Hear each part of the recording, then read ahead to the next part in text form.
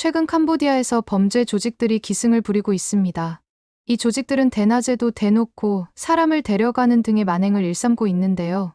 그들의 범죄 대상은 비단 한 국가에만 있지 않았습니다. 닥치는 대로 데려가고 있었죠. 하지만 그들은 건드려서는 안 될 것을 건드리고 말았습니다. 바로 한국 국민을 건드린 것인데요. 선을 넘어버린 그들은 기어이 한국인들까지 건드렸고, 이제는 한국이 직접 나서고 있습니다. 현재 들리는 후문에 의하면 한국의 이와 같은 국제 범죄 대응에 전 세계가 깜짝 놀라고 있다는 소식입니다. 특히 한국의 온갖 기술력을 동원한 비공식 특수 부대들의 활약이 있었다는 소문도 들리는데요. 그렇다면 도대체 한국의 대응이 어떠했길래 이러한 결과가 나타난 것일까요? 이대로면 다 죽습니다. 당장 작전을 시작해야 됩니다. 저는 그 목소리를 지금도 잊을 수가 없습니다. 푸놈펜 외곽의 한보안 시설 회의실에서 터져나온 비명 같은 외침이었습니다. 화면 너머로 보이는 남성의 얼굴은 창백했고 손은 테이블을 움켜쥔 채 떨리고 있었습니다. 그는 한국 대사관 영사 업무를 담당하는 현지 직원이었고 그의 앞에는 지난 석 달간 캄보디아에서 연락이 끊긴 한국 국적자 명단이 펼쳐져 있었습니다. 312명. 그 숫자가 제 눈앞에서 빨간 형광펜으로 그어져 있었습니다. 저는 그 순간 방콕의 한 카페에 앉아 노트북 화면을 응시하고 있었습니다. 동남아 지역을 담당하는 독립조사 저널리스트로서 저는 이미 2달 전부터 이상한 패턴을 포착하고 있었습니다. 소셜미디어에 올라오는 구인 공고들, IT 개발자 긴급 채용, 고액 연봉 보장, 비자 전액 지원. 언뜻 보면 평범한 해외 취업 광고처럼 보였지만 저는 그 이면에 숨겨진 것을 보았습니다. 메타데이터였습니다. 공고문의 원본 파일을 추출해 분석했을 때 저는 기묘한 흔적을 발견했습니다. 자동 번역 소프트웨어의 특정 버전이 남긴 언어 패턴, 의도적으로 조작된 오탈자, 그리고 동일한 업로드 시간대에 서로 다른 국가의 IP 주소에서 동시 게시되는 알고리즘 프로파일. 이건 단순한 채용 공고가 아니었습니다. 누군가 체계적으로 산업적 규모로 사람들을 유인하고 있었습니다. 주변 동료들은 제 우려를 가볍게 여겼습니다. 그냥 불법 브로커들이겠죠. 동남아에선 흔한 일이에요. 하지만 저는 달랐습니다. 규모가 너무 컸고 패턴이 너무 정교했으며 무엇보다 지속성이 있었습니다. 매주 같은 요일, 같은 시간대에 업로드되는 공고들. 마치 누군가 정해진 스케줄에 따라 상품을 수급하듯 사람들을 모집하고 있었습니다. 그러던 어느 날, 저는 결정적인 단서를 발견했습니다. 한 탈북자 출신 IT 보안 전문가가 제게 암호화된 파일을 전송해왔습니다. 이거 봐야 합니다. 당신이 찾던 거예요. 파일을 열자 제 앞에는 충격적인 내용이 펼쳐졌습니다. 캄보디아 남부의 한 경제특구 내부에서 촬영된 것으로 보이는 사진들이었습니다. 철창 안에 갇힌 사람들, 컴퓨터 앞에서 고개를 숙인 채 무언가를 타이핑하는 청년들, 그리고 그들을 감시하는 무장 경비원들. 하지만 더 충격적인 건 따로 있었습니다. 사진 속 건물의 외벽에 부착된 위성 접시였습니다. 그건 일반적인 통신용 안테나가 아니었습니다. 제가 3년 전 미얀마 국경지대에서 본 것과 동일한 형태의 구형 위성지구국 장비였습니다. 그 지역은 원래 1990년대에 국제통신사업자가 설치했다가 버린 시설이었는데 누군가 그것을 다시 가동시킨 겁니다. 저는 즉시 네트워크 분석 전문가에게 연락했습니다. 이 지역에서 비정상적인 데이터 트래픽이 감지되나요?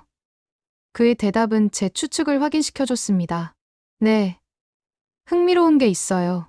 이 지역에서 발신되는 트래픽이 BGP 경로 조작을 통해 여러 국가를 거쳐 우회되고 있습니다.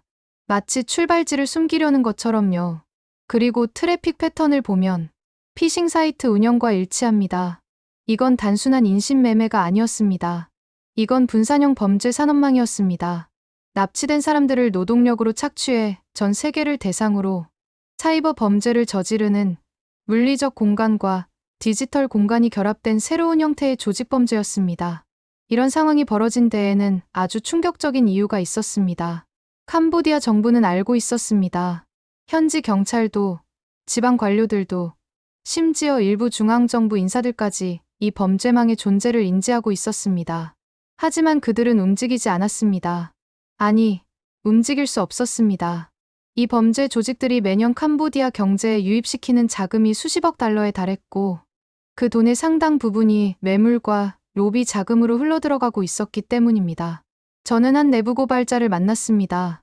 캄보디아 경찰청에서 10년간 근무한 중견 간부였습니다.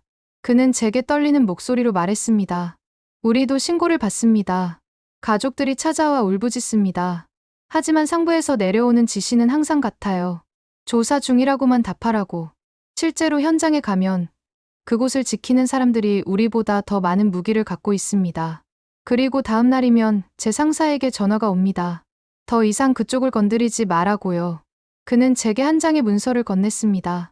캄보디아 재무부 내부 보고서였습니다. 거기에는 명시되어 있었습니다. 특별경제구역 내 외국인 투자 기업으로부터의 세수 및 고용 창출 효과.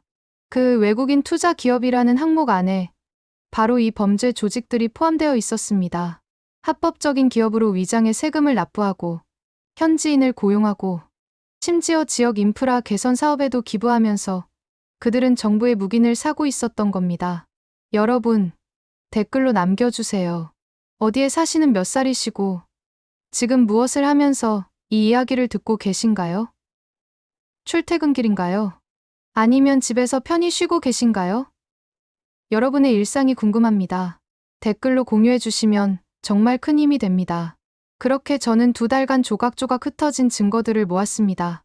SNS 게시물, 내부 고발자의 증언, 네트워크 트래픽 분석 자료, 위성 이미지, 그리고 탈출에 성공한 피해자들의 진술, 모든 조각이 하나의 그림을 가리키고 있었습니다. 캄보디아 남부를 중심으로 라오스와 미얀마 접경 지역까지 뻗어 있는 거대한 범죄 네트워크. 그 중심에는 중국 본토 출신의 조직 범죄 집단이 있었고, 그들은 현지 공권력과 결탁해 사실상의 치외법권 지대를 만들어 놓고 있었습니다. 그리고 그 피해자 중 상당수가 한국인이었습니다. 왜 한국인이었을까요? 조사 과정에서 제가 발견한 사실은 섬뜩했습니다. 갱단들은 피해자를 선별할 때 명확한 기준을 갖고 있었습니다.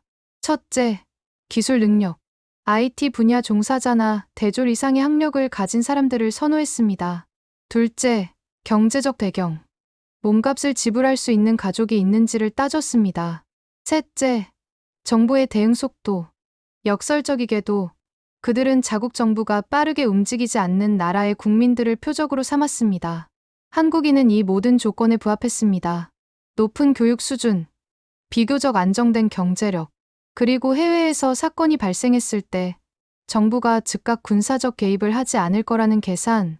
갱단들은 철저히 계산했고 그 계산에 따라 움직였습니다. 하지만 그들은 한 가지를 잘못 계산했습니다. 한국 정부가 어떻게 움직이는지를요. 제가 푸놈펜의 그 회의실 화면을 통해 목격한 그 절규. 이대로만 다 죽습니다. 라는 외침은 사실 이미 3주 전에 서울에 전달되어 있었습니다. 그리고 그 순간부터 보이지 않는 곳에서 아무도 눈치채지 못하는 방식으로 한국은 움직이기 시작했습니다. 저는 그 움직임의 첫 신호를 우연히 포착했습니다. 방콕 외곽의 한 데이터 센터에서 일하는 지인이 제게 이상한 이야기를 했습니다. 요즘 우리 센터로 들어오는 한국발 쿼리가 엄청 늘었어요. 그것도 특정 지역, 특정 주파수 대역에 대한 것들이요. 마치 누군가 캄보디아 남부 전체를 스캔하는 것 같아요. 그때 저는 알았습니다. 이건 시작이구나. 조용하지만 정밀한, 감정이 아닌 데이터로 움직이는 한국식 대응이 시작된 것입니다. 제가 그 신호를 감지한 지 사흘째 되던 날, 저는 태국 라오스 국경 근처의 작은 마을에 있었습니다. 한 탈출자를 만나기 위해서였습니다. 그는 석 달 전 캄보디아의 한 복합시설에서 탈출해 이곳까지 도망쳐온 베트남 국적의 소프트웨어 개발자였습니다. 그의 팔뚝에는 아직 화상 자국이 남아 있었고 악몽 때문에 밤마다 비명을 지른다고 했습니다. 당신이 알아야 할 게 있어요. 그는 떨리는 손으로 낡은 USB 드라이브를 제게 건넸습니다. 저는 그곳에서 6개월을 버텼습니다.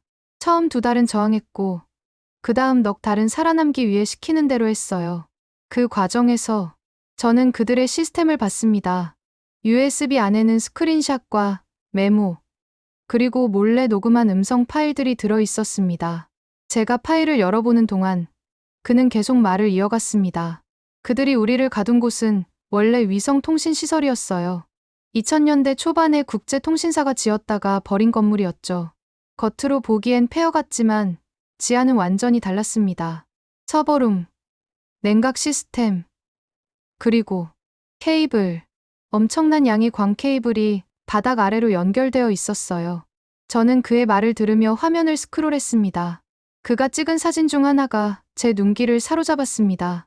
어둡고 습한 지하 공간에 설치된 케이블 패널이었는데 거기에 적힌 라벨을 보고 저는 숨이 멎을 뻔했습니다. SEAMEWE3. 그건 동남아시아, 중동, 서유럽을 연결하는 해적 케이블 시스템의 이름이었습니다. 잠깐만요. 저는 황급히 노트북을 열었습니다. 이 시설이 해적 케이블 랜딩 스테이션이었다는 말씀이신가요? 그는 고개를 끄덕였습니다. 정확히는 모르겠지만 그들은 그 케이블을 통해 뭔가를 하고 있었어요. 제가 강제로 작업하던 내용 중 일부가 BGP 라우팅 테이블을 조작하는 거였거든요. 인터넷 트래픽의 경로를 바꿔서 특정 지역에서 발송되는 데이터가 전혀 다른 나라를 거쳐 가도록 만드는 작업이었습니다. 이건 단순한 사기 조직이 아니었습니다. 이들은 인터넷의 기반 인프라 자체를 장악하고 있었습니다. 해적 케이블 랜딩 스테이션을 거점으로 삼아 글로벌 데이터 흐름에 직접 개입할 수 있는 능력을 갖춘 것입니다. 피싱 사이트를 운영하는 수준이 아니라 아예 인터넷 트래픽의 흐름을 왜곡해서 자신들의 범죄 인프라로 유도하는 것이었습니다. 저는 즉시 제 네트워크 보안 전문가 동료에게 연락했습니다. 이 좌표에서 비정상적인 BGP 광고나 라우팅 이상 징후를 찾을 수 있나요? 그는 12시간 뒤에 답신을 보내왔습니다. 찾았습니다. 지난 18개월간 이 지역에서 발신되는 트래픽 중 약 23%가 비정상적인 경로를 거치고 있어요. 그것도 패턴이 있습니다. 매주 특정 요일, 특정 시간대에 트래픽 스파이크가 발생하고 그때마다 라우팅 테이블에 미묘한 변화가 생깁니다. 누군가 의도적으로 조작하고 있는 게 확실해요. 하지만 더 충격적인 발견은 그 다음에 있었습니다. 제가 수집한 여러 피해자들의 증언을 교차 분석하던 중 저는 이상한 패턴을 발견했습니다. 서로 다른 시기에 서로 다른 장소에서 납치된 피해자들이었는데 그들이 받은 지시문의 문체가 놀라울 정도로 유사했습니다. 저는 언어학을 전공한 한 연구자에게 도움을 청했습니다. 그녀는 자연어 처리와 스타일로 매트릭스 문체 계량 분석 전문가였습니다. 제가 수집한 지시문 샘플 47개를 그녀에게 보냈고 그녀는 일주일간 분석한 뒤 결과를 보내왔습니다. 놀라운 일이에요. 그녀의 목소리는 흥분으로 떨렸습니다. 이 문서들은 겉으로 보기엔 서로 다른 언어로 쓰여 있고 다양한 사투리와 표현을 사용하고 있어요. 중국어, 크메르어, 영어, 한국어. 하지만 AI 분석 결과 이 모든 문서가 동일한 원작성자의 문체적 특징을 공유하고 있습니다. 어떻게 그걸 알 수 있죠? 문장 길이의 분포, 어미 사용 패턴, 특정 단어의 치환 습관, 그리고 가장 결정적으로 구두점 사용 리듬이요. 사람들은 자기도 모르게 글을 쓸 때 독특한 패턴을 남깁니다. 마치 지문처럼요. 이 경우 원문은 중국어로 작성된 뒤 자동 번역 시스템을 거쳐 여러 언어로 변환된 것으로 보입니다. 하지만 번역을 거쳐도 원작자의 사고 구조는 남아요. 제 분석 모델은 97.3%의 신뢰도로 이 모든 문서가 동일 인물 또는 매우 소수의 핵심 그룹에서 작성되었다고 판단합니다. 이건 엄청난 발견이었습니다. 겉으로는 분산된 여러 조직처럼 보이지만 실제로는 단일한 지휘 체계 아래 움직이는 통합된 네트워크라는 의미였습니다. 그리고 그 중심에는 아마도 한 명, 혹은 매우 소수의 핵심 기획자가 있었습니다. 저는 이 정보를 들고 다시 내부 고발자를 찾아갔습니다. 캄보디아 경찰청의 그 중견 간부였습니다. 그에게 제 발견을 설명하자 그는 깊은 한숨을 쉬었습니다. 당신이 맞아요. 우리도 그걸 알고 있었습니다. 2년 전 우리 부서에서 이 조직을 조사하던 팀이 있었어요. 그들도 비슷한 결론에 도달했죠. 이게 단일 네트워크라는 것, 그리고 그 중심에 라오반이라고 불리는 인물이 있다는 것까지요. 라오반, 중국어로 보스라는 뜻입니다. 우리는 그의 실명을 찾아내지 못했어요. 하지만 그가 푸젠성 출신이고 2010년대 초반 마카오에서 활동하다가 캄보디아로 넘어왔다는 정도는 파악했습니다. 문제는 그는 말을 멈추고 주위를 살폈습니다. 그 조사팀이 보고서를 제출한 다음 주에 팀장이 교통사고로 사망했어요. 그리고 나머지 팀원들은 지방으로 발령났죠. 보고서는 증거 불충분으로 종결되었고 모든 파일은 봉인되었습니다. 그는 제게 또 다른 USB를 건넸습니다. 이게 그때 작성된 보고서의 백업입니다. 제가 몰래 복사해뒀어요. 언젠가 누군가는 이걸 봐야 한다고 생각했거든요. 당신이 적임자인 것 같네요. 그날 밤, 저는 호텔방에서 그 보고서를 읽었습니다. 200페이지가 넘는 상세한 조사 기록이었습니다. 조직도, 자금 흐름, 부동산 매입 내역, 현지 공무원들과의 연결고리, 모든 것이 거기 있었습니다. 그리고 가장 마지막 페이지에는 조사팀장이 남긴 메모가 적혀 있었습니다. 이 조직은 캄보디아 GDP의 약 4,050%를 차지하는 불법 경제 네트워크를 구축했다. 우리는 이를 저지할 수 없다. 왜냐하면 이들을 저지하는 순간 국가 경제가 붕괴하기 때문이다. 우리 정부는 범죄자들에게 인질로 잡혀 있는 것이나 다름없다. 이 문제를 해결할 수 있는 건 외부의 힘뿐이다. 저는 그 문장을 읽으며 소름이 돋았습니다. 이건 단순한 범죄 조직 문제가 아니었습니다. 이건 국가 포획 스테이트 캡처였습니다. 범죄 조직이 국가 기능의 일부를 실질적으로 장악한 상태. 그리고 그 상황에서 내부로부터의 변화는 불가능했습니다. 바로 그 순간 제 노트북에 알림이 떴습니다. 제가 모니터링하던 특정 네트워크 노드에서 이상 징후가 감지되었다는 자동 경보였습니다. 저는 황급히 화면을 확인했습니다. 캄보디아 남부 지역의 통신 트래픽에 미묘한 변화가 생기고 있었습니다. 평소보다 0.3초 느린 응답 시간, 특정 주파수 대역에서의 간헐적 노이즈, 그리고 새로운 신호였습니다. 제가 전에 본 적 없는 패턴의 전파가 그 지역을 스캔하고 있었습니다. 저는 제 동료에게 긴급 메시지를 보냈습니다. 이거 봐요. 누군가 ELINT 전자정보 수집 작전을 하고 있어요. 그것도 아주 정교하게. 그의 답장은 30분 뒤에 왔습니다. 분석해봤습니다. 이 신호 패턴은 군사용 정찰 위성의 것과 일치해요. 그런데 특이한 점이 있습니다. 보통 정찰 위성은 넓은 지역을 빠르게 스캔하는데 이 신호는 아주 좁은 지역을 아주 오랜 시간 동안 아주 높은 해상도로 관측하고 있어요. 마치 건물 내부의 여러 분포까지 파악하려는 것처럼요. 그제야 저는 깨달았습니다. 한국이 움직이고 있었습니다. 단순히 외교적 항의나 경제 제재 수준이 아니라 실제로 작전 준비를 하고 있었던 겁니다.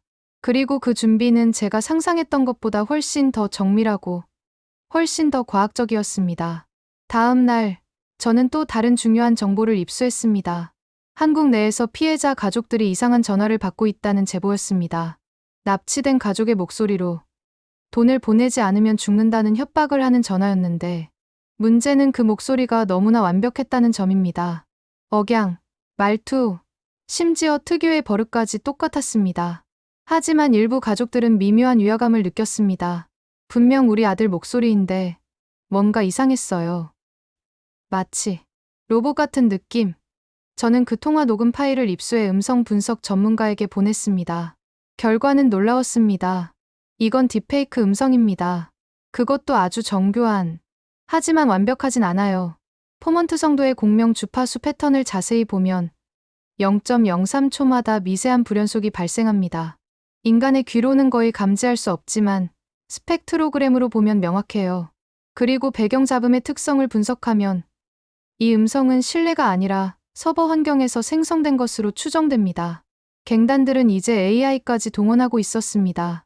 피해자의 과거 음성 샘플 SNS 동영상, 통화, 녹음 등을 수집해 그것을 학습한 AI로 가짜 협박 전화를 만들어내는 것이었습니다. 이건 심리전이었습니다. 가족들을 공포에 몰아넣어 합리적 판단을 마비시키는. 하지만 저는 곧 또 다른 사실을 발견했습니다.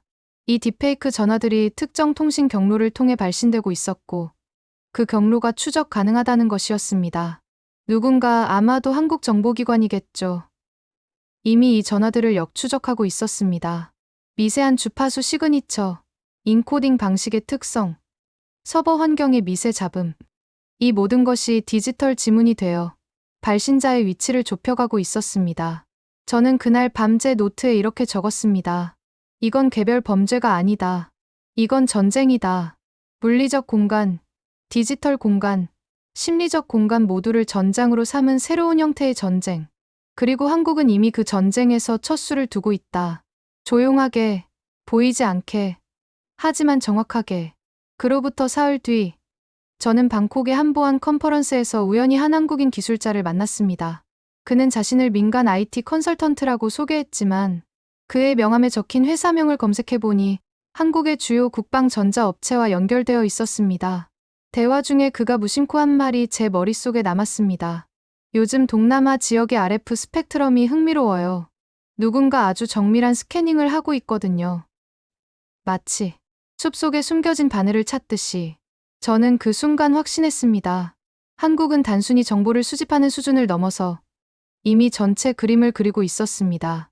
위성, 전파, 네트워크, 음성, 문체, 모든 종류의 신호를 통합 분석해서 보이지 않던 범죄 네트워크의 구조를 가시화하고 있었던 것입니다.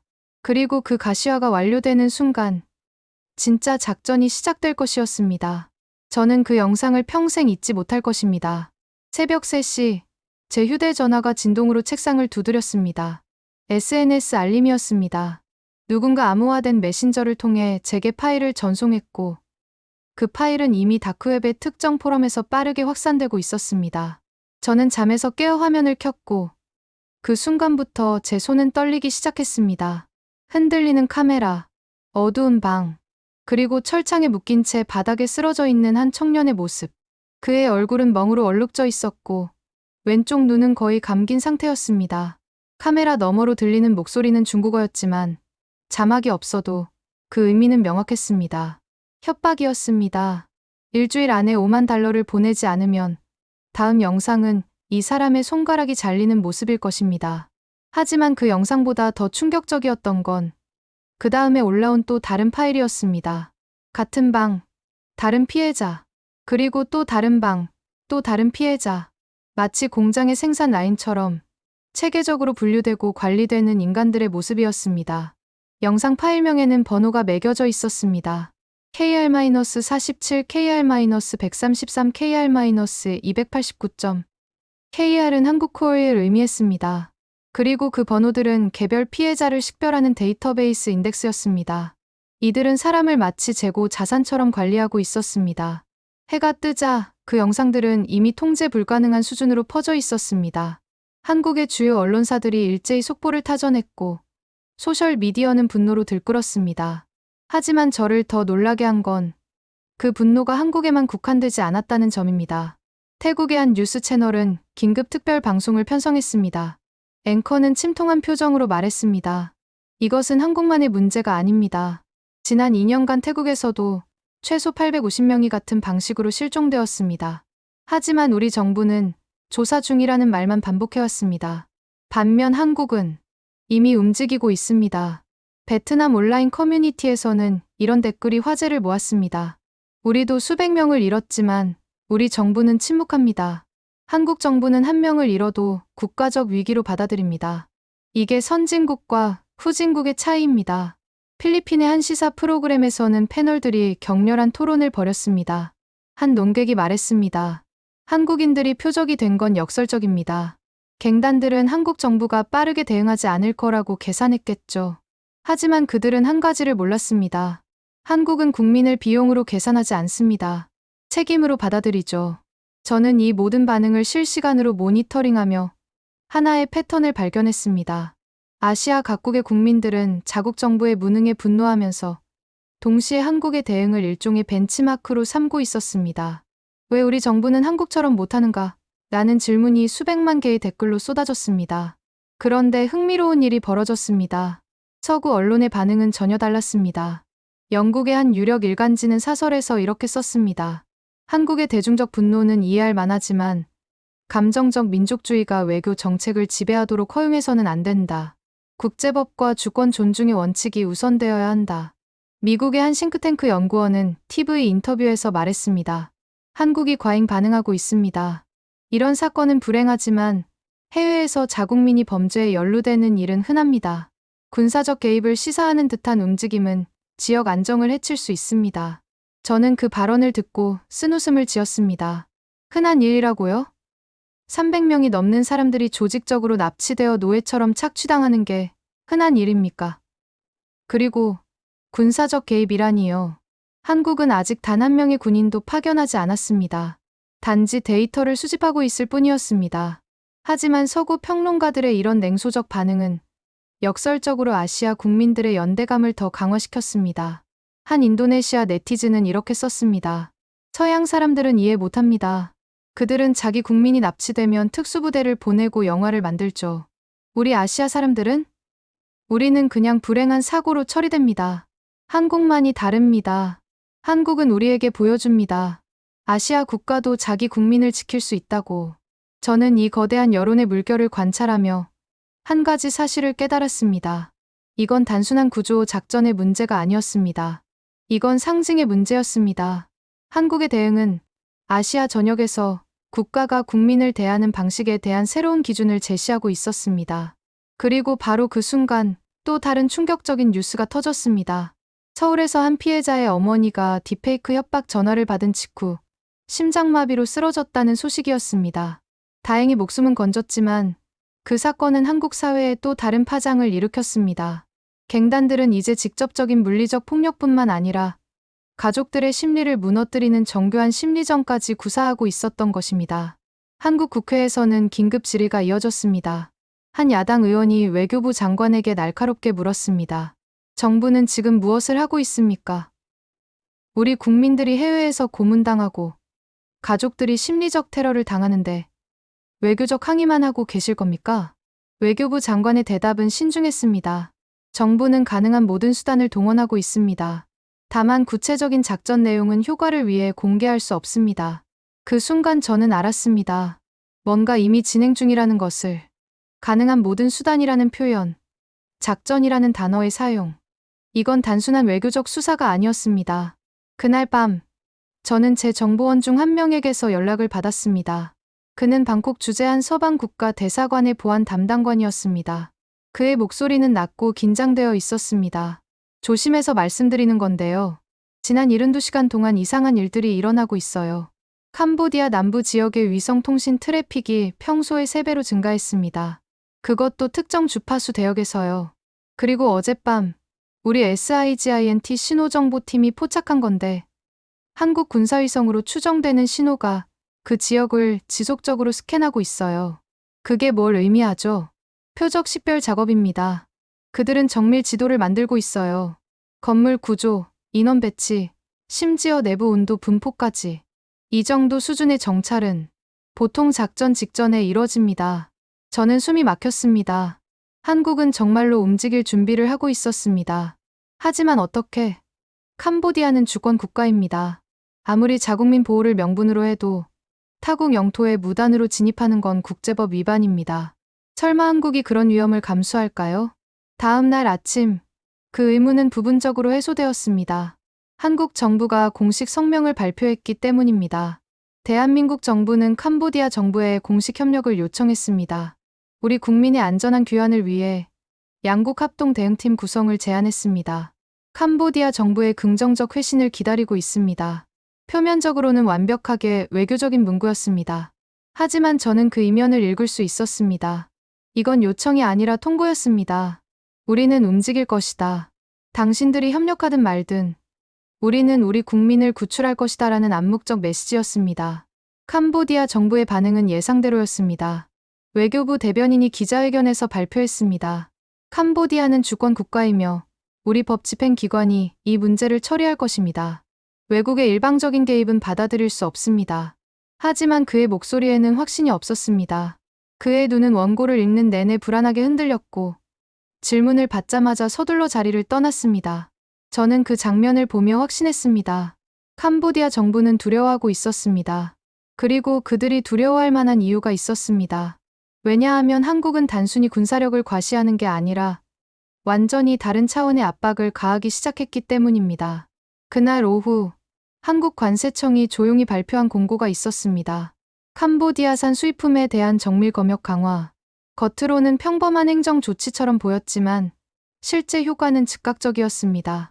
캄보디아에서 한국으로 수출되는 의류, 농산물, 전자부품 등이 항구에서 멈춰섰습니다.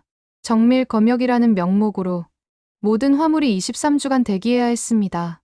동시에 한국 기업들이 캄보디아에 투자한 여러 프로젝트가 내부 검토를 이유로 일시 중단되었습니다.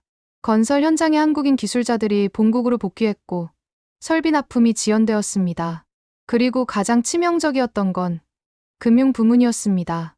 한국 은행들이 캄보디아 금융기관과의 거래에서 준법 감시 강화를 명목으로 모든 송금에 추가 서류를 요구하기 시작했습니다. 이건 단순한 불편이 아니었습니다. 캄보디아 경제의 상당 부분이 한국과의 무역 결제에 의존하고 있었기 때문에 이 조치는 사실상 경제 동맥을 조이는 것이었습니다. 72시간 만에 캄보디아 리에라 가치는 4.7% 하락했습니다.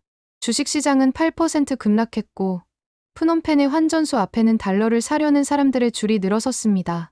저는 이 모든 움직임을 관찰하며 한국의 전략을 이해하기 시작했습니다. 이건 전쟁이 아니었습니다. 이건 수술이었습니다.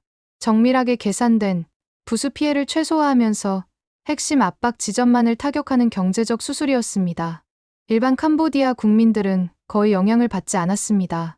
식료품 가격은 안정적이었고 전기와 물 공급도 정상이었습니다. 하지만 정부 관료들, 특히 범죄 조직과 유착된 고위층은 직접적인 타격을 받았습니다. 그들의 해외 계좌, 그들의 부동산 거래, 그들의 비자 발급, 모든 것이 행정 지연이라는 이름으로 막혔습니다. 그리고 국제사회는 이 모든 과정을 지켜보고 있었습니다. 한국은 국제법을 한치도 위반하지 않았습니다. 모든 조치는 합법적이고 정당한 행정 권한 내에서 이루어졌습니다. 하지만 그 효과는 어떤 군사 행동보다도 강력했습니다. 일주일 뒤, 저는 프놈펜의 한 고급 호텔 로비에서 우연히 캄보디아 정부 고위 관료를 목격했습니다. 그는 휴대전화를 귀에 대고 격앙된 목소리로 중국어로 뭔가를 말하고 있었습니다. 저는 멀리서 그 대화를 녹음했고 나중에 번역을 의뢰했습니다. 더 이상 버틸 수 없습니다. 한국은 우리 경제를 질식시키고 있어요. 당신들이 약속한 중국의 지원은 어디 있습니까? 뭐라고요? 중국도 개입할 수 없다고요. 한국은 중국의 제2무역 파트너인데 이 문제로 관계를 악화시킬 수 없다고요. 그럼 우리는 어쩌란 말입니까? 그는 전화를 끊고 벽에 기대어 깊은 한숨을 쉬었습니다. 그의 얼굴에는 패배감이 역력했습니다. 저는 그 순간 깨달았습니다. 한국은 이미 이겼습니다. 총 한 방 쏘지 않고, 군인 한 명 파견하지 않고, 국제법 한 줄 위반하지 않고, 단지 경제적 영향력과 외교적 정밀성만으로 한국은 캄보디아 정부를 굴복시키고 있었습니다. 그리고 전 세계는 이 새로운 형태의 국가 권력 행사를 목격하고 있었습니다. 힘은 총구에서 나오는 게 아니라 데이터와 신뢰, 그리고 정밀한 계산에서 나온다는 것을 한국은 21세기형 국가 권력의 새로운 모델을 보여주고 있었습니다. 죄송합니다. 지적해 주셔서 감사합니다. 차단계를 다시 작성하겠습니다. 대사를 최소화하고 서술 중심으로 진행하겠습니다. 차단계 한국의 움직임 통합 TF 가동과시 없는 정밀. 서울 용산구의 한 건물 지하 3층. 저는 그곳에 들어설 수 있는 허가를 받기까지 3주간 외교부, 국정원, 그리고 여러 정부 부처를 설득해야 했습니다. 독립 저널리스트에게 이런 접근권이 주어지는 건 이례적인 일이었지만 아마도 정부는 자신들의 작전이 얼마나 정밀하고 윤리적인지를 외부에 보여주고 싶었던 것 같습니다. 엘리베이터 문이 열리는 순간 저는 다른 세계에 들어선 기분이었습니다. 복도의 차가운 LED 조명, 양옆벽의 전자파 차폐 경고 표지판, 그리고 3번의 보안 게이트. 제가 마침내 도착한 중앙관제실은 예상과 달랐습니다. 극적인 긴장감이나 큰 목소리는 없었습니다. 약 40명의 인원이 각자의 워크스테이션에서 조용히 작업하고 있었고 들리는 건 키보드 타이핑 소리와 낮은 대화뿐이었습니다. 거대한 전면 스크린에는 캄보디아 남부의 위성 지도가 떠 있었습니다. 그 위에 수백 개의 데이터 포인트가 실시간으로 깜빡이며 업데이트되고 있었습니다. 빨간색 점은 확인된 범죄 거점, 노란색은 조사 중인 의심 지역, 파란색은 이미 무력화된 위치를 나타냈습니다. 지도는 살아 숨쉬듯 변화하고 있었습니다. 제 안내를 맡은 관계자는 자신을 작전 조정관이라고만 소개했습니다. 그는 저를 한쪽 모니터 앞으로 안내했고 거기서 저는 통합 감시망이라 불리는 시스템을 처음 목격했습니다. 법무부, 경찰청, 국정원, 외교부, 금융위원회, 과학기술정보통신부, 총 9개 기관의 데이터베이스가 하나의 네트워크로 연결되어 있었습니다. 화면의 네트워크 다이어그램은 복잡했습니다. 각 노드는 서로 다른 정보원을, 그들 사이의 연결선은 데이터 흐름을 나타냈습니다. 그리고 놀라운 건 이 모든 게 실시간으로 작동한다는 점이었습니다. 양자 암호화 통신망을 사용해 지연 시간은 0.8ms 미만이라고 했습니다. 서울에서 입력한 쿼리가 부산의 데이터베이스를 검색하고 결과를 돌려받는 시간이 눈 깜빡이는 것보다 빠른 셈이었습니다. 옆 워크스테이션에서는 한 분석관이 3D 지형 모델을 조작하고 있었습니다. 위성이 촬영한 데이터였는데 단순한 광학 이미지가 아니었습니다. 열화상, 전파 신호, 심지어 미세한 진동까지 감지하는 다층 레이어 구조였습니다. 조정관이 화면의 한 지점을 확대했습니다. 겉으로는 평범한 창고 건물이었지만 열화상을 보니 지하에 비정상적인 열원이 있었습니다. 섭씨 22도로 일정하게 유지되는 온도, 열대 지방에 비어있는 창고치고는 이상하게 시원했습니다. 서버룸이라는 제 추측이 맞았습니다. 그리고 그 건물에서 발신되는 전파 신호를 분석하자 OGH 대역에서 지속적인 대용량 데이터 전송이 감지되었습니다. 패턴상 피싱 사이트 운영이나 개인정보 데이터베이스 관리에 사용되고 있을 가능성이 높았습니다. 저는 넋을 잃고 화면을 바라보았습니다. 이건 단순한 정찰이 아니었습니다. 완벽한 투명화였습니다. 마치 건물의 외벽을 벗겨내고 내부를 그대로 들여다보는 것 같았습니다. 하지만 저는 한 가지 우려가 들었습니다. 이 정도 정밀도면 민간인 사생활 침해 문제는 없을까? 조정관은 제 표정을 읽었는지 다른 화면을 가리켰습니다. 거기에는 윤리 필터라는 이름의 복잡한 알고리즘 플로우 차트가 표시되어 있었습니다. 모든 데이터 수집은 3단계의 검증을 거친다고 했습니다. 첫째, AI가 범죄 활동 가능성을 평가하는데 기준치는 85% 이상입니다. 둘째, 그 데이터가 무고한 민간인과 겹치는지 조차 검증합니다. 예를 들어 의심스러운 신호가 나오지만 그 건물이 등록된 합법 사업장이고 정상적인 세금 신고 기록이 있다면 자동으로 필터링됩니다. 셋째, 불확실한 경우 인간 분석관이 직접 검토합니다. 초기 오탑률은 2.3%였지만 지금은 0.17%까지 낮아졌다고 했습니다. 그리고 그마저도 대부분 작전 진행 전 재검증으로 걸러진다고요. 저는 감탄을 금할 수 없었습니다. 이 사람들은 단순히 범죄자를 잡으려는 게 아니었습니다. 무고한 사람에게 피해를 주지 않으면서 범죄자를 잡는 방법을 설계하고 있었습니다. 그때 방 안쪽에서 낮은 경보음이 울렸습니다. 한 분석관이 손을 들며 네트워크 레이어에서 이상 징후를 포착했다고 보고했습니다. 저는 조정관을 따라 그쪽으로 다가갔고 화면에서 라오스 캄보디아 국경 지대의 한 통신 중개소를 확인했습니다. 30분 전부터 비정상적인 BGP 광고가 감지되고 있었습니다. 누군가 라우팅 경로를 조작하려는 시도였습니다. 분석 결과 베트남발 트래픽을 캄보디아 내부의 특정 노드로 우회시키려는 것으로 보였습니다. 패턴상 피싱 인프라 구축 초기 단계와 일치했습니다. 조정관은 즉시 해당 노드를 마크하고 지속 모니터링하라고 지시했습니다. 동시에 외교부 사이버안보과를 통해 베트남 측에 알리는 절차도 시작되었습니다. 그리고 이 중개소와 연결된 물리적 위치를 특정하는 작업도 진행되었습니다. 신호 삼각 측량 결과 국경에서 북동쪽으로 약 17km 지점으로 추정되었습니다. 위성 이미지와 교차 확인하면 30분 내에 정확한 좌표를 확정할 수 있다고 했습니다. 저는 이 짧은 과정을 지켜보며 놀라움을 감추지 못했습니다. 새로운 위협이 실시간으로 감지되고 즉시 대응이 시작되고 국제협력까지 자동으로 진행되는 이 속도와 정밀성. 이건 제가 알던 정부 기관의 모습이 아니었습니다. 조정관은 저를 다른 섹션으로 안내했습니다. 거기서는 언어 전문가들이 모여 작업하고 있었습니다. 언어 분석팀이라고 했습니다.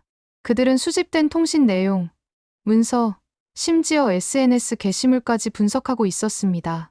한 분석관의 화면에는 중국어, 크메르어, 영어가 뒤섞인 텍스트가 표시되어 있었습니다. 갱단 내부 지시문이었습니다. 그들은 스타일로 매트릭스라는 기법을 사용했습니다. 문장 구조, 단어 선택, 구두점 사용 패턴을 종합하면 작성자의 언어적 지문을 추출할 수 있다고 했습니다. 지난 2년간 수집된 847개의 문서를 분석한 결과 핵심 지시문의 94.7%가 동일한 언어적 프로파일을 공유했습니다. 즉, 한 명 또는 매우 소수의 인물이 전체 조직을 지휘하고 있다는 의미였습니다.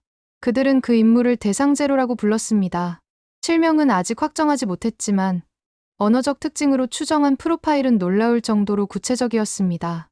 푸젠성 출신, 50대 후반에서 60대 초반, 고등교육을 받았으나 전문 분야는 기술이 아닌 경영 쪽. 그의 문체에서 1990년대 홍콩 비즈니스 관행의 영향이 감지된다고 했습니다. 저는 소름이 돋았습니다. 한 번도 본 적 없는 인물의 나이, 출신, 교육 배경까지 언어 패턴만으로 추론하고 있었습니다. 하지만 언어 분석만으로는 부족했습니다. 조정관은 저를 금융 추적팀으로 데려갔습니다. 거기서는 전문가들이 거대한 화면 앞에 모여 복잡한 네트워크 그래프를 분석하고 있었습니다. 각 노드는 암호화폐 지갑이나 은행 계좌를 나타냈고 선들은 자금의 흐름을 의미했습니다. 이게 아틀라스라는 금융 추적 시스템이었습니다. 블록체인상의 모든 거래를 실시간으로 분석하고 자금 세탁 패턴을 감지하는 시스템이었습니다. 암호화폐는 익명성을 보장한다고 알려져 있지만 실제로는 모든 거래가 공개 원장에 기록됩니다. 문제는 그 거래들을 특정 인물이나 조직과 연결하는 것인데 그들은 그걸 그래프 분석으로 해결하고 있었습니다. 한 분석관이 화면의 일부를 확대해 보여주었습니다. 어떤 지갑에서 출발한 자금이 12단계의 중간 지갑을 거쳐 최종 목적지에 도착하는 복잡한 경로였습니다. 각 단계는 자금 세탁을 위한 믹싱이나 텀블링 과정이었습니다. 하지만 그들의 AI는 거래 시간, 금액 패턴, 수수료 구조 등을 종합 분석해서 이 모든 지갑이 실제로는 동일한 엔티티에 의해 통제된다는 걸 97.8% 신뢰도로 판단했습니다. 현재까지 3,847개의 지갑이 해당 범죄 조직과 연결되었고 총 자산 규모는 약 11억 3천만 달러로 추정되었습니다. 저는 숨을 삼켰습니다. 11억 달러. 그건 작은 나라의 GDP에 맞먹는 금액이었습니다. 기술적으로는 동결이 가능하지만 법적으로는 복잡하다고 했습니다. 지갑들이 전 세계에 분산되어 있고 각국의 법적 관할이 다르기 때문입니다. 하지만 법무부 국제협력과에서 이미 27개국 법무당국과 사전 조율을 진행 중이라고 했습니다. 작전이 시작되는 순간 동시다발적으로 동결 명령을 발동할 계획이었습니다. 저는 그 치밀함에 또다시 놀랐습니다. 이 사람들은 단순히 범죄자를 체포하는 게 아니라 그들의 재정적 생명성까지 끊으려 하고 있었습니다. 그때 중앙 스크린에 새로운 알림이 떴습니다. 고도 장기 채공 플랫폼에서 새로운 데이터가 수신되었다는 내용이었습니다. 캄보디아 라오스 국경 산악지대에서 비정상적인 RF 신호가 감지되었습니다. 주파수 특성상 메시 네트워크 라우터로 추정되었습니다. 산악 지형을 이용해 숨겨진 통신망을 구축한 것으로 보였습니다. 좌표가 전송되고 위성 이미지와 교차 확인되었습니다. 폐광산 입구에서 약 200m 떨어진 지점이었습니다. 표면상으로는 아무것도 보이지 않았지만 열화상으로 보면 지하에 전력 소비가 있었습니다. 조정관은 즉시 해당 지점을 집중 감시하고 고도 장기 채공 플랫폼의 지시에서 지향성 빔포밍으로 통신 내용을 수집하라고 명령했습니다. 저는 지향성 빔포밍이라는 용어가 생소했습니다. 조정관의 설명에 따르면 일반적인 전파 수신은 모든 방향에서 오는 신호를 받지만 빔포밍은 특정 방향에서 오는 신호만 선택적으로 증폭한다고 했습니다. 마치 귀를 한쪽으로 기울여서 특정 사람의 목소리만 듣는 것과 비슷한 원리였습니다. 그들의 HALE 플랫폼은 20km 상공에서 산악 계곡 깊숙한 곳에 신호까지 포착할 수 있다고 했습니다. 이론적으로는 그들의 통신을 모두 들을 수 있다는 의미였습니다. 하지만 여기서도 윤리 필터가 작동했습니다.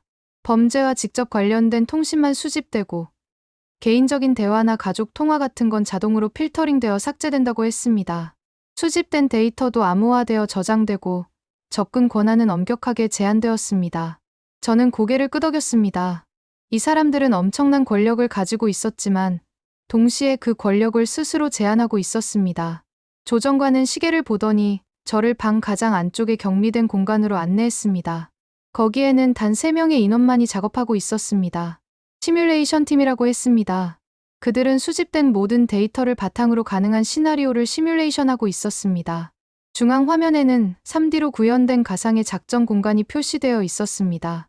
건물, 도로, 지형이 놀라울 정도로 정밀하게 재현되어 있었고 그 안에서 작은 아이콘들이 움직이고 있었습니다. 이게 AI 기반 시나리오 엔진, 크로노스였습니다. 현재까지 수집된 모든 정보를 입력하면 크로노스는 수천 가지 가능한 작전 시나리오를 생성하고 각각의 성공 확률과 위험 요소를 계산한다고 했습니다. 화면 오른쪽에 숫자들이 나열되어 있었습니다. 시나리오 A-7은 성공률 94.3%, 예상 소요 시간 47분. 부수 피해 위험 0.8%였습니다. 시나리오 B-3은 성공률 89.1%. 예상 소요 시간 63분. 부수 피해 위험 0.3%였습니다. 부수 피해라는 건 무고한 민간인이 다칠 가능성을 의미했습니다. 조정관의 설명에 따르면 그들은 그 수치를 1% 미만으로 유지하는 시나리오만 고려한다고 했습니다. 그리고 작전 중에도 실시간으로 상황을 모니터링하면서 부수 피해 위험이 증가하면 즉시 작전을 중단하거나 수정한다고요. 저는 그 말에 깊은 감동을 받았습니다. 이 사람들에게 작전의 성공보다 중요한 게 있었습니다. 바로 무고한 사람을 해치지 않는 것이었습니다. 조정관이 마지막으로 한 말이 제 마음에 깊이 새겨졌습니다. 오늘 제가 본 모든 것, 이 시스템, 이 사람들, 이 데이터는 모두 하나의 목표를 위해 존재한다고 했습니다. 국민을 안전하게 집으로 데려오는 것, 그리고 그 과정에서 어떤 무고한 사람도 해치지 않는 것. 그게 그들의 원칙이라고요. 저는 그날 저녁 호텔로 돌아와 제 노트를 펼쳤습니다. 손이 떨렸습니다. 오늘 본 것들이 너무나 강렬했기 때문입니다. 저는 천천히 펜을 들고 적기 시작했습니다. 나는 오늘 미래를 보았다고. 힘이 폭력이 아닌 정밀성에서, 속도가 충동이 아닌 계산에서, 권력이 과시가 아닌 책임에서 나오는 미래를. 한국은 전쟁을 준비하는 게 아니었다고. 한국은 수술을 준비하고 있었다고. 창밖으로 방콕의 야경이 펼쳐져 있었습니다. 하지만 제 머릿속은 이미 캄보디아의 어두운 정글 속 그 숨겨진 복합시설들, 그리고 거기 갇혀있을 수백 명의 사람들을 향해 있었습니다. 한국의 위성은 지금 이 순간에도 그들을 지켜보고 있을 것입니다. 0.1~2도의 온도 변화까지 감지하면서, 모든 전파 신호를 기록하면서, 모든 자금 흐름을 추적하면서, 그리고 곧, 아주 곧, 그 정밀한 준비는 행동으로 전환될 것입니다. 조용하게, 하지만 결정적으로. 작전이 본격화된 건 새벽 2시 47분이었습니다. 저는 그때 방콕의 호텔 방에서 노트북 화면을 응시하고 있었습니다. 제가 몰래 설치해둔 네트워크 모니터링 프로그램이 갑자기 이상 징후를 포착했기 때문입니다. 캄보디아 남부 전역의 인터넷 트래픽 패턴이 순식간에 변하고 있었습니다. 첫 번째 징후는 미묘했습니다. 특정 암호화폐 거래소들의 API 응답 시간이 평소보다 0.3초 늘어났습니다. 일반 사용자라면 전혀 눈치채지 못할 지연이었습니다. 하지만 저는 알았습니다. 누군가 그 거래소들의 백엔드 시스템에 엄청난 양의 쿼리를 보내고 있다는 것을. 마치 거대한 진공청소기가 모든 거래 데이터를 빨아들이듯 한국의 금융 추적 시스템이 가동된 것이었습니다. 저는 즉시 재정보원 네트워크에 연락을 취했습니다. 싱가포르의 한 암호화폐 거래소에서 일하는 보안 담당자가 30분 뒤에 답장을 보내왔습니다. 그의 메시지는 간단했지만 충격적이었습니다. 지난 1시간 동안 그들의 시스템에 748건의 법적 동결 요청이 접수되었다고 했습니다. 모두 한국 법무부와 국제공조기관들로부터 온 것이었습니다.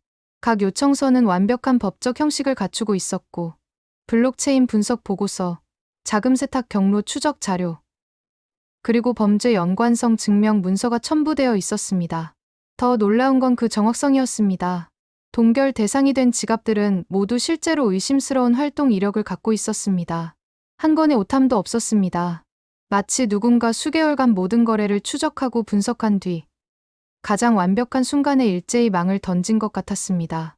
두바이의 또 다른 정보원은 더 구체적인 정보를 전해왔습니다. 한국 당국이 요청한 동결 대상 중에는 단순한 암호화폐 지갑뿐만 아니라 부동산 명의, 해외 계좌, 심지어 미술품 거래 기록까지 포함되어 있었다고 했습니다. 이건 단순한 금융 추적이 아니었습니다. 이건 범죄 조직의 전체 자산 구조를 해부한 것이었습니다. 그리고 정확히 새벽 3시 15분, 첫 번째 동결이 실행되었습니다.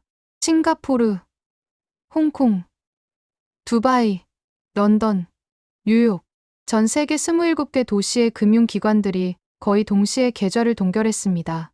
시간차는 최대 90초를 넘지 않았습니다. 이건 우연이 아니었습니다. 완벽하게 조율된 글로벌 작전이었습니다. 저는 제가 모니터링하던 다크웹 포럼들을 확인했습니다. 범죄 조직원들이 사용하는 암호화된 채팅방이었습니다. 처음에는 조용했습니다. 그들은 아직 무슨 일이 일어났는지 몰랐습니다. 하지만 30분이 지나자 패닉이 시작되었습니다. 한 사용자가 자신의 지갑에 접근할 수 없다고 썼습니다. 다른 사용자도 같은 문제를 보고했습니다. 그리고 또 다른 사용자. 채팅방은 순식간에 혼란에 빠졌습니다. 그들은 해킹 공격이라고 생각했습니다. 거래소의 버그라고 추측했습니다. 하지만 진실은 훨씬 더 무서웠습니다. 이건 버그가 아니라 정밀한 법 집행이었습니다. 새벽 4시쯤 저는 더 흥미로운 현상을 목격했습니다.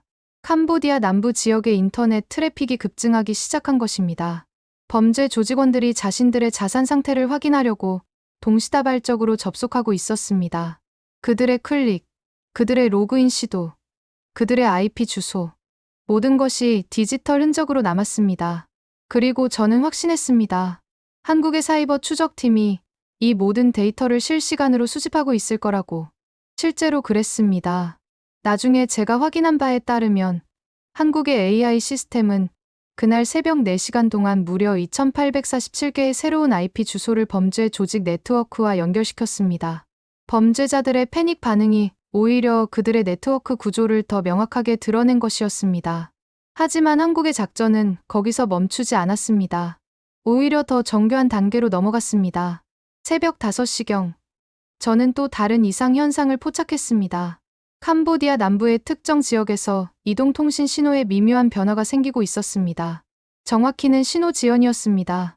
평소보다 0.05초에서 0.2초 정도 늦어진 응답 시간. 일반 사용자는 절대 눈치챌 수 없는 수준이었습니다. 하지만 이 지연은 무작위가 아니었습니다. 특정 기지국을 통과하는 특정 주파수 대역에서만 발생했습니다.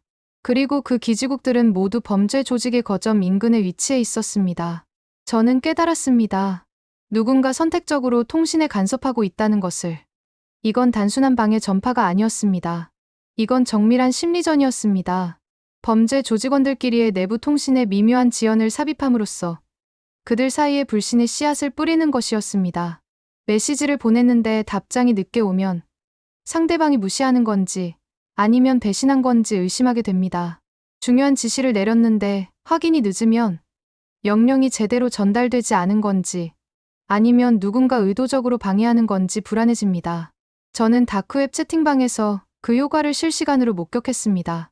범죄 조직원들이 서로를 의심하기 시작했습니다. 누군가 자금을 빼돌렸다고 비난했습니다. 다른 누군가는 내부 배신자가 있다고 주장했습니다.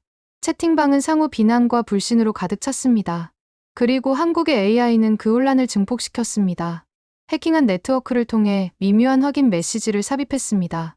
예를 들어 A가 B에게 메시지를 보냈는데 시스템이 중간에 개입해서 A에게는 전송 성공으로 표시하지만 B에게는 메시지가 도착하지 않게 만들었습니다. B가 답장을 안 하면 A는 B가 자신을 무시한다고 생각합니다. B는 A가 왜 연락이 없는지 의아해합니다. 이런 작은 불일치들이 쌓이면서 조직 내부의 신뢰는 빠르게 무너졌습니다. 스문의 시간 만에 3개의 주요 범죄 조직 분파가 서로를 공개적으로 비난하기 시작했습니다. 한 그룹은 다른 그룹이 자금을 독점했다고 주장했습니다. 다른 그룹은 첫 번째 그룹이 한국 당국과 협상하고 있다고 의심했습니다. 물리적 충돌도 발생했습니다. 제가 입수한 현지 정보에 따르면 캄보디아 남부의 한 복합시설에서 서로 다른 중국 파벌 간의 총격전이 벌어졌다고 했습니다. 한국은 총 한 발 쏘지 않고 범죄 조직을 내부에서 붕괴시키고 있었습니다. 하지만 가장 인상적이었던 건 따로 있었습니다. 바로 한국의 예측 능력이었습니다. 저는 새벽 내내 여러 정보원들로부터 단편적인 정보를 수집했습니다. 그리고 그것들을 종합하면서 한 가지 놀라운 패턴을 발견했습니다. 한국의 작전은 단순히 현재 상황에 대응하는 게 아니라 미래의 움직임까지 예측하고 있었다는 것입니다.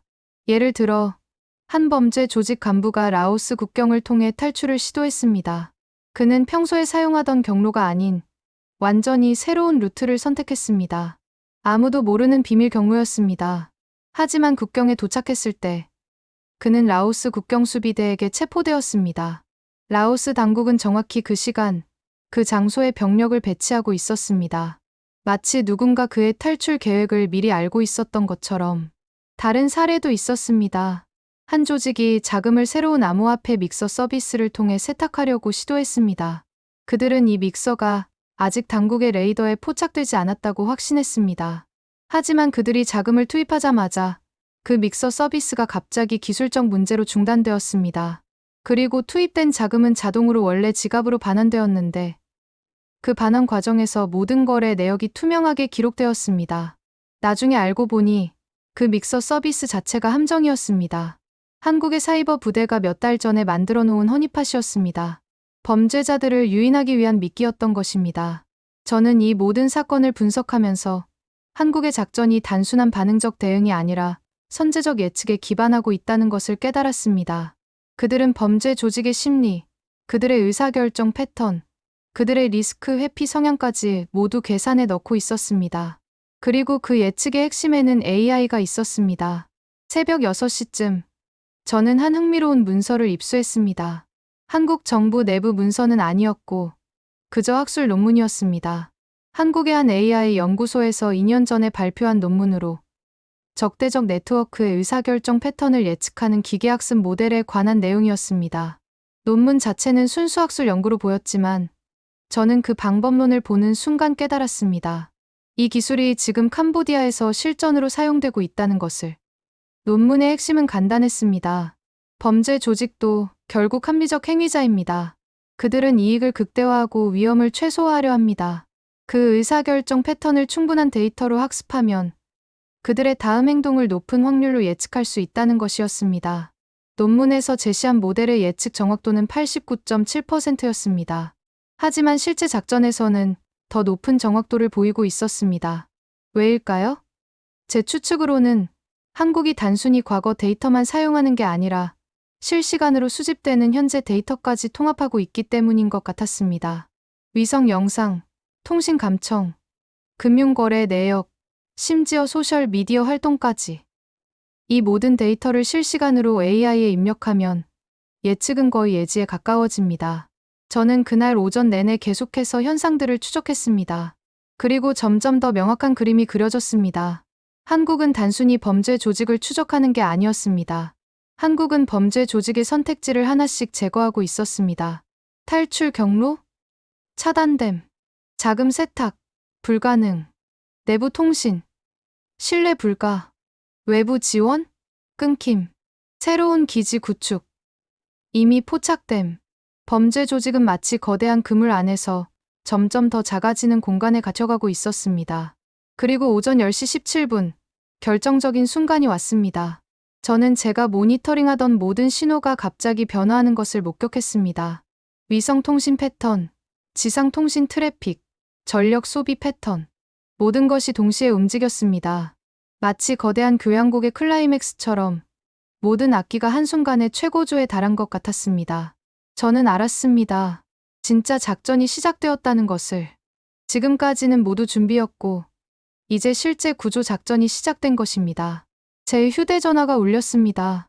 프놈펜의 한 정보원이었습니다. 그의 목소리는 떨리고 있었습니다.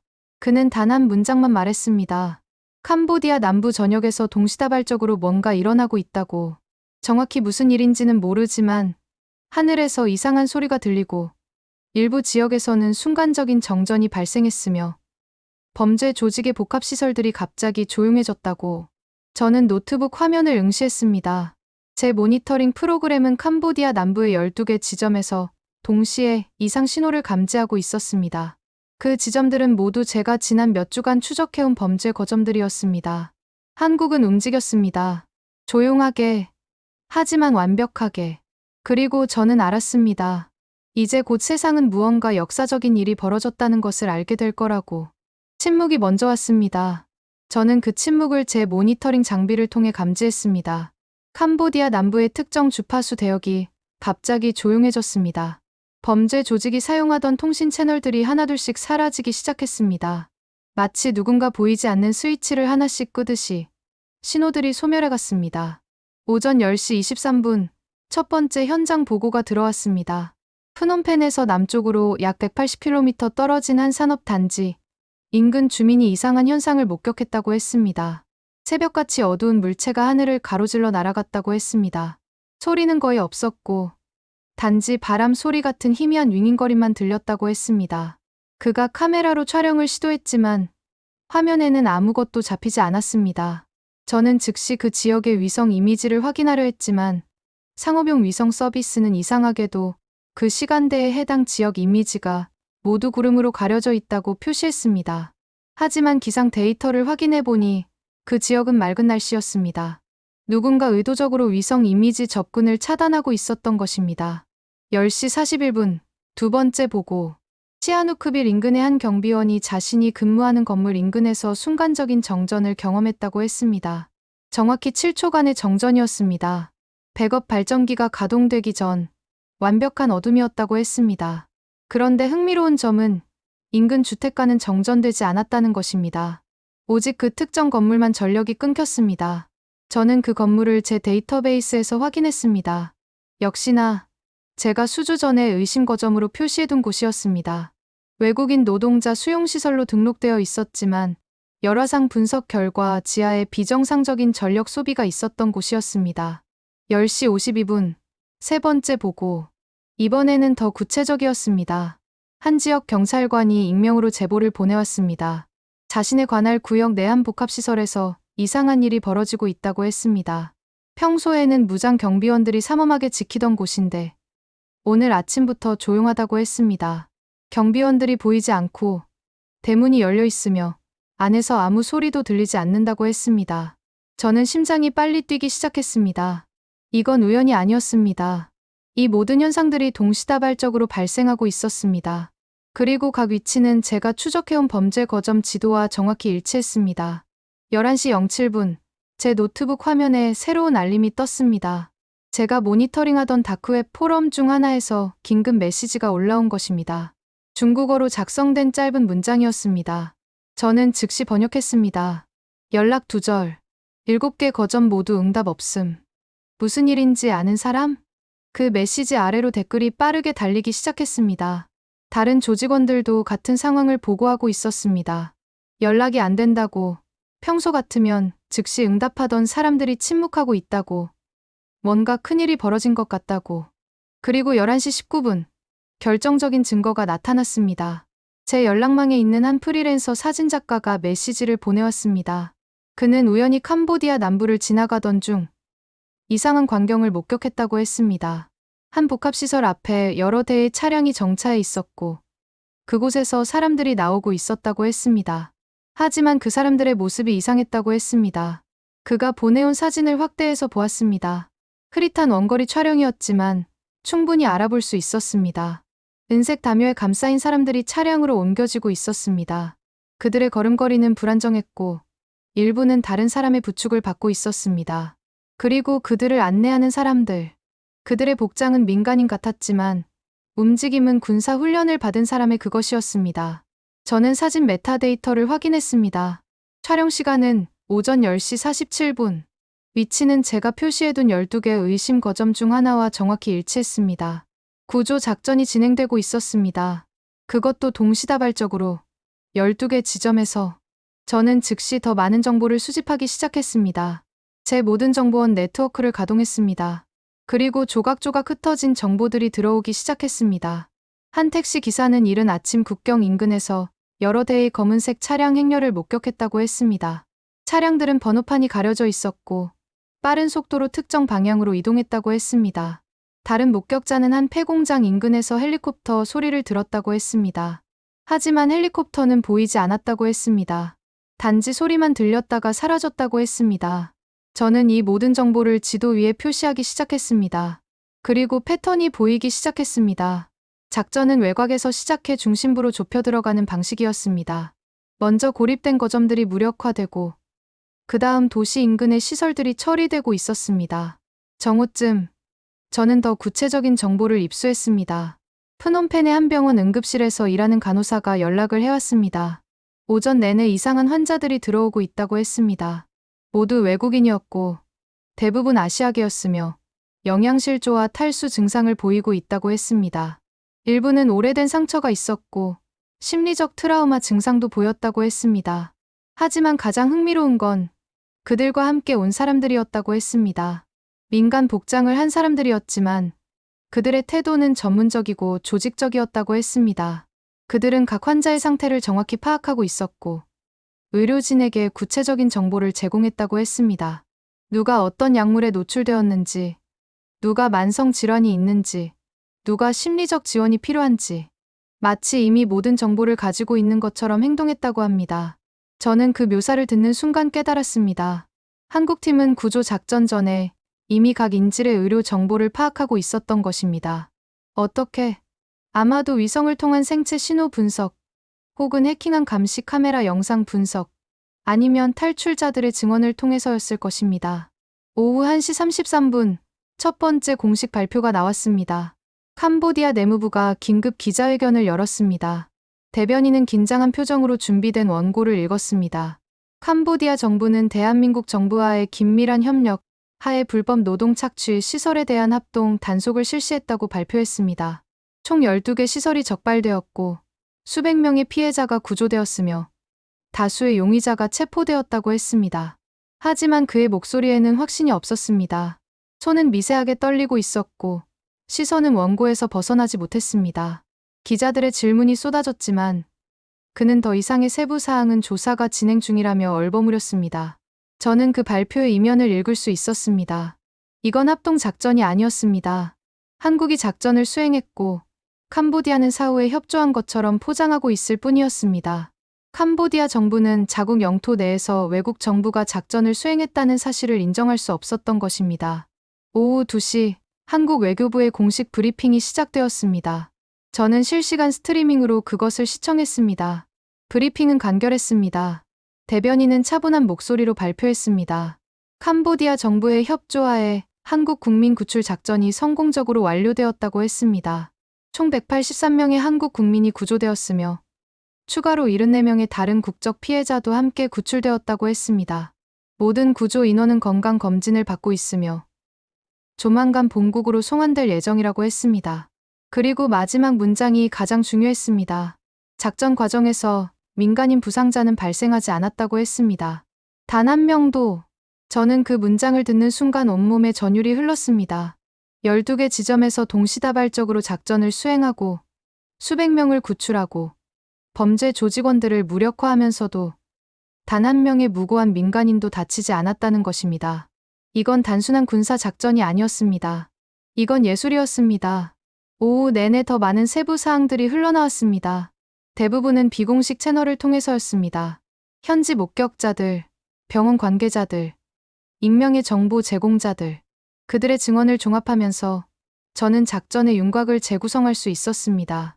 작전은 새벽 4시 30분에 시작되었던 것 같습니다. 첫 단계는 전자전이었습니다. 각 거점의 통신 시스템이 조용히 무력화되었습니다. 범죄 조직원들은 자신들의 무전기와 휴대전화가 작동하지 않는다는 것을 깨달았지만 그때는 이미 늦었습니다. 두 번째 단계는 전력 차단이었습니다. 하지만 무차별적인 정전이 아니었습니다. 매우 선택적인 차단이었습니다. 각 건물의 메인 전력선만 정확히 끊어서 내부는 어둠에 잠겼지만 주변 지역은 영향을 받지 않았습니다. 한전기 기술자의 증언에 따르면 이건 엄청난 정밀도가 필요한 작업이라고 했습니다. 지하 전력 케이블의 정확한 위치를 알아야 하고 어느 선이 어느 건물로 가는지 파악해야 하며 부수적 피해 없이 특정 회로만 차단해야 한다고 했습니다. 세 번째 단계는 침투였습니다. 여기서부터는 추측이 많이 섞여 있습니다. 왜냐하면 직접 목격자가 거의 없기 때문입니다. 하지만 몇몇 단편적인 증언들을 종합하면 투입팀은 매우 작은 규모였던 것 같습니다. 아마도 각 거점당 46명 정도. 그들은 어둠 속에서 움직였고 소음을 최소화했으며 정밀한 동선으로 건물 내부를 장악했습니다. 한 목격자는 이상한 장면을 보았다고 증언했습니다. 어떤 요원이 헬멧을 쓰고 있었는데 그 헬멧의 바이저가 희미하게 빛나고 있었다고 했습니다. 마치 화면이 내장된 것처럼. 저는 즉시 알았습니다. 증강현실 디스플레이였을 것입니다. 실시간 지도, 열화상 정보, 동료의 위치, 모든 정보가 눈앞에 투사되는 시스템. 네 번째 단계는 인질 식별이었습니다. 여기서 한국의 기술력이 빛을 발했습니다. 한 구조된 피해자의 증언에 따르면 그들이 갇혀있던 방의 문이 열렸을 때 들어온 사람은 즉시 각 인질을 이름으로 불렀다고 합니다. 여권 사진과 비교할 필요도 없이 그냥 얼굴을 보는 순간 누군지 알았다고 합니다. 이건 아마도 사전에 수집된 얼굴 인식 데이터베이스와 실시간 매칭 시스템 덕분이었을 것입니다. 각 요원의 헬멧 카메라가 인질의 얼굴을 촬영하면 즉시 중앙 데이터베이스와 비교해서 신원을 확인하는 시스템.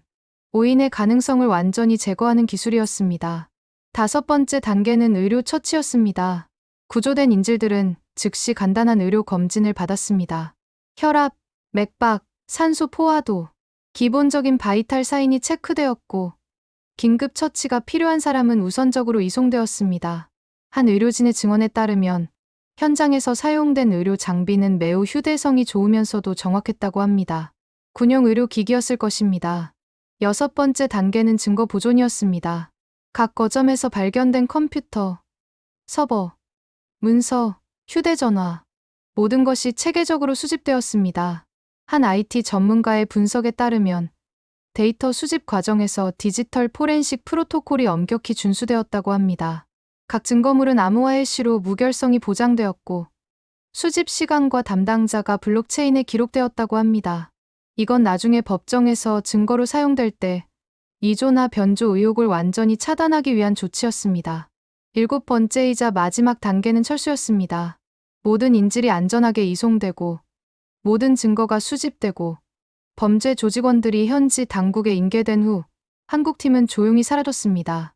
마치 처음부터 없었던 것처럼. 오후 5시쯤 저는 전체 작전의 타임라인을 재구성할 수 있었습니다.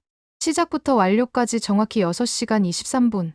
12개 거점, 257명 구조, 용의자 89명 체포, 민간인 부상 0명. 숫자들은 그 자체로 이야기를 말해주고 있었습니다. 하지만 가장 인상적이었던 건 따로 있었습니다. 저녁 무렵, 저는 한 흥미로운 증언을 듣게 되었습니다. 구조된 피해자 중 한 명이 인터뷰에서 말한 내용이었습니다. 그는 자신이 갇혀있던 방에 범죄 조직의 경비원도 함께 있었다고 했습니다. 한국팀이 들어왔을 때 그 경비원은 무기를 들려고 했다고 합니다. 하지만 한국 요원은 총을 쏘지 않았다고 합니다. 대신 요원은 뭔가 작은 장치를 던졌고 그것은 밝은 빛과 함께 큰 소리를 냈다고 합니다. 섬광탄이었을 것입니다. 경비원은 일시적으로 시각과 청각을 잃었고 그 순간 요원이 다가가 비살상 방식으로 제압했다고 합니다. 전 과정이 5초도 걸리지 않았다고 합니다. 그 피해자는 말했습니다.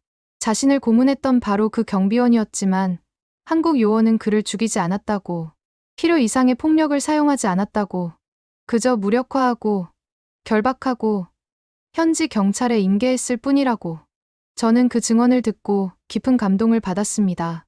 작전의 성공 여부를 떠나서 한국은 원칙을 지켰습니다. 범죄자라 할지라도 불필요한 폭력을 행사하지 않는다는 원칙. 구조가 목적이지 복수가 목적이 아니라는 원칙. 밤이 되었습니다. 저는 호텔방에서 제 노트북 앞에 앉아 오늘 수집한 모든 정보를 정리했습니다. 수백 개의 단편적인 정보들, 목격담들, 사진들, 데이터들. 그것들을 하나로 엮으면서 저는 오늘 무엇을 목격했는지 명확히 이해할 수 있었습니다. 저는 완벽에 가까운 작전을 목격했습니다. 기술, 훈련, 윤리, 정밀성. 모든 요소가 최고 수준으로 조화를 이룬 작전이었습니다. 하지만 무엇보다 중요한 건 그 모든 능력이 올바른 목적을 위해 사용되었다는 것입니다. 창밖으로 방콕의 밤 풍경이 펼쳐져 있었습니다. 하지만 제 마음은 이미 다음 단계를 향해 있었습니다. 이제 세계는 어떻게 반응할 것인가? 이 역사적인 작전은 어떤 파장을 일으킬 것인가? 저는 노트북을 닫고 깊은 숨을 내쉬었습니다. 그리고 중얼거렸습니다. 이제 진짜 이야기가 시작되는구나. 첫 번째 파장은 24시간 안에 왔습니다. 작전 다음 날 아침, 저는 전 세계 주요 언론의 헤드라인을 스크롤하며 커피를 마시고 있었습니다. 그리고 그 순간, 저는 뭔가 근본적인 변화가 일어나고 있음을 감지했습니다. 뉴욕타임스는 일면 톱기사로 한국의 작전을 다뤘습니다. 하지만 그 논조는 제가 예상했던 것과 달랐습니다. 비판이나 우려가 아니었습니다. 오히려 감탄에 가까웠습니다. 기사는 작전의 정밀성, 부수 피해 제로라는 성과, 그리고 국제법 테두리 내에서 이뤄진 외교적 조율을 상세히 분석했습니다. 마지막 문단이 특히 인상적이었습니다. 한국은 21세기형 인도주의적 개입의 새로운 표준을 제시했다는 평가였습니다. 가디언은 더 나아갔습니다. 그들은 작전의 기술적 측면에 주목했습니다. 위성 정찰, AI 기반 예측, 실시간 데이터 통합, 그리고 윤리적 필터링 시스템. 기사는 이 모든 기술이 어떻게 조화를 이뤄 완벽한 작전을 만들어냈는지 분석했습니다. 그리고 마지막에 이렇게 결론 지었습니다. 이건 단순한 구조 작전이 아니라 국가 역량의 새로운 패러다임이라고. 르몽드는 철학적 접근을 했습니다. 그들은 힘과 윤리의 관계에 대해 논했습니다. 한국은 압도적인 기술력을 가지고 있었지만 그것을 절제 있게 사용했다고 지적했습니다. 범죄자조차 불필요하게 해치지 않았다는 점, 민간인 피해를 완벽하게 방지했다는 점. 이것이 진정한 문명국의 모습이라고 평가했습니다. 하지만 가장 중요한 변화는 아시아에서 일어나고 있었습니다.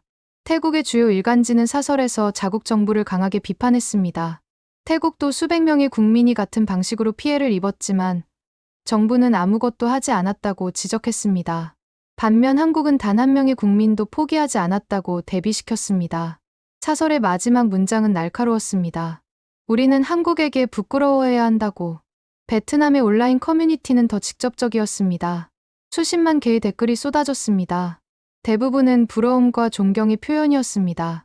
한 댓글이 특히 많은 공감을 받았습니다. 한국 국민으로 태어났으면 좋았을 것이라는 내용이었습니다. 그 댓글 아래로 수천 개의 동의 표시가 달렸습니다. 필리핀에서는 대규모 시위가 벌어졌습니다. 시민들이 거리로 나와 자국 정부의 한국과 같은 대응을 요구했습니다. 시위대가 든 플래카드에는 태극기가 그려져 있었습니다. 한국에 대한 존경의 표시였습니다.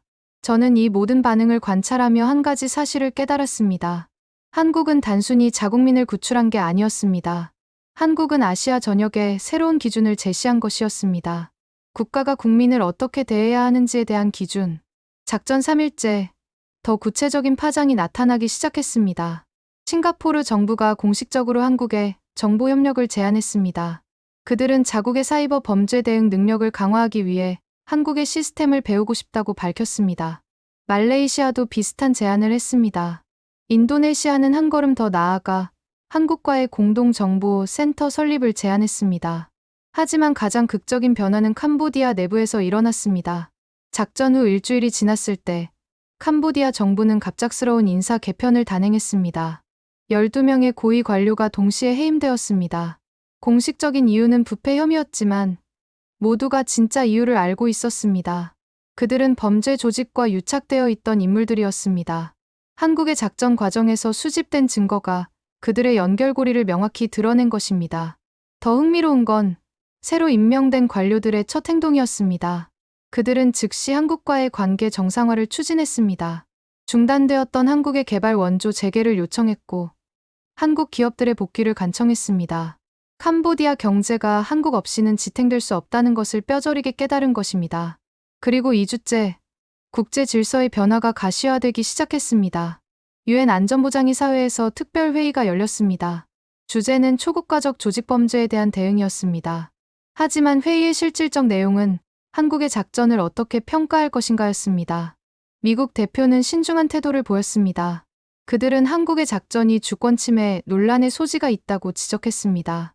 하지만 그 어조는 비판이라기보다는 견제에 가까웠습니다. 미국은 한국이 자신들의 전유물이라고 여겼던 군사적 개입 능력을 독자적으로 갖추게 된 것을 불편해하고 있었습니다. 중국 대표는 더 노골적이었습니다. 그들은 일방적 군사 행동을 규탄하는 성명을 냈습니다. 하지만 그 성명은 이상할 정도로 약했습니다. 강력한 제재나 비난이 아니라 그저 우려를 표명하는 수준이었습니다. 저는 그 이유를 알았습니다. 중국은 한국과의 경제 관계를 해칠 여유가 없었습니다. 한국은 중국의 두 번째로 큰 무역 파트너였고 첨단 기술 분야에서 중국이 의존하는 핵심 공급자였습니다.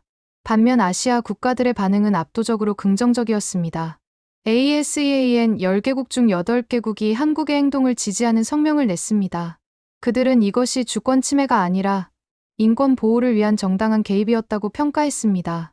저는 이 외교적 풍경의 변화를 관찰하며 놀라움을 금할 수 없었습니다. 불과 몇 주 전만 해도 한국의 일방적 행동은 국제적 고립을 초래할 것이라는 예측이 지배적이었습니다. 하지만 실제로는 정반대가 일어났습니다. 한국은 더 많은 파트너를 얻었고 더 큰 영향력을 갖게 되었습니다. 작전 한 달 후 경제적 파장이 본격화되었습니다. 한국 방산 기업들의 주가가 연일 상한가를 기록했습니다. 이유는 간단했습니다. 전 세계가 한국의 군사 기술을 원했기 때문입니다. 정밀 유도 시스템, 드론 기술, 통신 암호화, AI 분석 플랫폼. 작전에서 사용된 모든 기술에 대한 문의가 쇄도했습니다. 필리핀은 23억 달러 규모의 감시 드론 구매 계약을 체결했습니다. 인도네시아는 사이버 보안 시스템 도입을 위해 18억 달러를 배정했습니다. 심지어 유럽 국가들도 관심을 보였습니다. 폴란드는 한국의 통합 관제 시스템 도입을 검토 중이라고 발표했고, 스페인은 한국과의 방산 협력 강화를 추진했습니다. 한국 경제 전체가 부양 효과를 누렸습니다. 국가 신용등급이 한 단계 상승했습니다. 외국인 직접 투자가 전년 대비 47% 증가했습니다. 한국 기업들은 해외 입찰에서 이전보다 훨씬 유리한 위치를 점했습니다. 한국산이라는 브랜드 가치가 급상승한 것입니다. 하지만 가장 중요한 변화는 무형의 자산이었습니다. 바로 신뢰였습니다. 작전 2달 후, 저는 방콕에서 흥미로운 광경을 목격했습니다. 한 대형 쇼핑몰에서 한국 가전제품 판매 부스 앞에 긴 줄이 늘어서 있었습니다. 저는 줄을 서 있는 사람 몇 명에게 왜 한국 제품을 사느냐고 물었습니다. 한 태국인 주부는 이렇게 답했습니다. 한국 제품은 믿을 수 있다고. 한국은 자기 국민도 저렇게 소중히 여기는데 자기들이 만든 제품을 대충 만들 리 없다고. 그 논리는 경제학 교과서에 나오는 것이 아니었습니다. 하지만 사람들의 마음속에서는 완벽하게 합리적이었습니다. 다른 사람은 더 직접적으로 말했습니다. 한국은 책임감 있는 나라라고. 자기들이 판 제품에 문제가 생기면 끝까지 책임질 거라는 믿음이 있다고. 그 믿음의 근거는 작전이었습니다. 한국이 자국민을 구하기 위해 어떻게 움직였는지를 본 사람들은 한국이라는 나라의 본질을 이해하게 된 것입니다. 저는 그날 쇼핑몰을 나서며 깊은 생각에 잠겼습니다. 한국은 거대한 광고 캠페인을 하지 않았습니다. 화려한 마케팅도 없었습니다. 단지 원칙을 지켰을 뿐입니다. 그리고 그 원칙이 가장 강력한 브랜드가 된 것입니다. 작전 석 달 후, 지정학적 질서의 변화가 명확해졌습니다. 일본의 한 주요 싱크탱크가 보고서를 발표했습니다. 제목은 아시아의 새로운 중심 기술 동맹의 부상이었습니다. 보고서는 한국을 중심으로 한 새로운 안보 네트워크가 형성되고 있다고 분석했습니다. 이 네트워크는 군사 동맹이 아니었습니다. 기술, 정보, 그리고 가치에 기반한 네트워크였습니다. 실제로 그런 움직임이 가시화되고 있었습니다. 싱가포르, 대만, 호주, 그리고 한국을 잇는 정보 공유 협정이 체결되었습니다. 이들은 사이버 위협, 초국가적 범죄, 그리고 기술 안보에 대해 실시간으로 정보를 교환하기로 합의했습니다. 미국의 동맹 체계와는 별개로 아시아 자체의 협력 메커니즘이 만들어지고 있었습니다. 유럽도 움직였습니다. EU는 한국과의 디지털 파트너십을 제안했습니다. 그들은 AI 윤리, 데이터 보호, 그리고 기술의 책임 있는 사용에 대해 한국과 공동 기준을 만들고 싶어 했습니다. 한국의 윤리 필터 시스템이 유럽의 가치관과 부합한다고 판단한 것입니다. 심지어 아프리카와 중남미에서도 요청이 들어왔습니다. 그들은 한국의 개발 모델, 기술 이전, 그리고 역량 강화 프로그램에 관심을 보였습니다. 한국은 원조를 주는 나라가 아니라 파트너로서 함께 성장하는 모델을 제시했기 때문입니다. 저는 이 모든 변화를 기록하며 역사의 전환점을 목격하고 있다는 확신이 들었습니다. 작전 후 넉 달째, 저는 서울을 다시 방문했습니다. 용산의 그 지하 관제실에 다시 들어갈 기회가 생긴 것입니다. 이번에는 작전이 진행 중이 아니었습니다. 관제실은 평소 운영 모드였습니다. 하지만 분위기는 여전히 조용하고 집중되어 있었습니다. 분석관들은 각자의 자리에서 데이터를 모니터링하고 있었습니다. 조정관이 저를 다시 안내했습니다. 그는 작전 이후의 변화에 대해 설명했습니다. 현재 17개국과 정보 공유 협정이 체결되었다고 했습니다. 매일 수천 건의 데이터가 교환되고 있다고 했습니다. 한국의 AI 시스템은 이제 아시아 전역의 범죄 네트워크를 모니터링하고 있다고 했습니다. 하지만 가장 중요한 변화는 따로 있다고 그는 말했습니다. 그것은 원칙이었습니다. 작전 이후 한국 정부는 더 엄격한 윤리 지침을 수립했습니다. 기술의 힘이 커질수록 그것을 제한하는 원칙도 강화되어야 한다는 인식이었습니다. 새로운 지침은 명확했습니다. 첫째, 기술은 인간을 위해 존재한다. 둘째, 감시는 보호를 위한 것이지 통제를 위한 것이 아니다. 셋째, 힘의 사용은 항상 최소한에 그쳐야 한다. 넷째, 모든 작전에서 민간인 피해는 용인되지 않는다. 저는 그 지침을 듣고 고개를 끄덕였습니다. 이것이 한국이 다른 강대국과 다른 이유였습니다. 한국은 힘을 가졌지만 그 힘을 스스로 제한했습니다. 할 수 있는 것과 해야 하는 것을 구별했습니다. 관제실을 나서며 저는 마지막으로 중앙 스크린을 바라보았습니다. 거기에는 아시아의 지도가 떠 있었고 수백 개의 데이터 포인트가 깜빡이고 있었습니다. 각 점은 모니터링 중인 위치를 나타냈습니다. 하지만 이제 그 점들은 위험만을 의미하지 않았습니다. 그것은 연결이기도 했습니다. 협력이기도 했습니다. 신뢰이기도 했습니다. 저는 서울의 거리를 걸으며 지난 몇 달을 되돌아보았습니다. 캄보디아의 어두운 복합시설에서 시작된 이야기가 이제 전 세계적 질서의 변화로 이어졌습니다. 한국은 총 한 발로 세계를 바꾸지 않았습니다. 데이터로, 정밀성으로, 그리고 원칙으로 바꿨습니다. 저는 호텔로 돌아와 노트북을 열었습니다. 마지막 기사를 쓸 시간이었습니다. 손가락이 키보드 위에서 잠시 머뭇거렸습니다. 어떻게 이 거대한 이야기를 정리할 수 있을까? 그때 창밖으로 서울의 야경이 보였습니다. 수백만 개의 불빛이 반짝이고 있었습니다.